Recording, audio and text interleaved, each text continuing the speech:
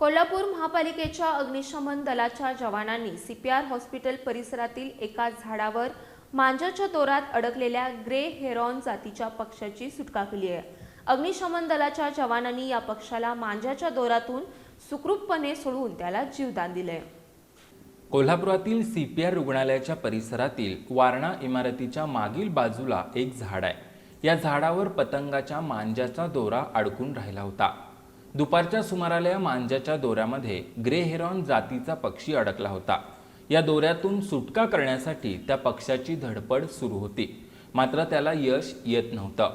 याबाबतची माहिती काही नागरिकांनी कोल्हापूर महापालिकेच्या अग्निशमन दलाला कळवली। त्यानंतर अग्निशमन दलाचे स्थानक अधिकारी दस्तगीर मुल्ला, वाहनचालक सुनील वांगडे, तानाजी वडर, सुनील यादव, प्रमोद मोरे आणि आशिष माळी यांनी रेस्क्यू व्हॅनसह या ठिकाणी धाव घेतली।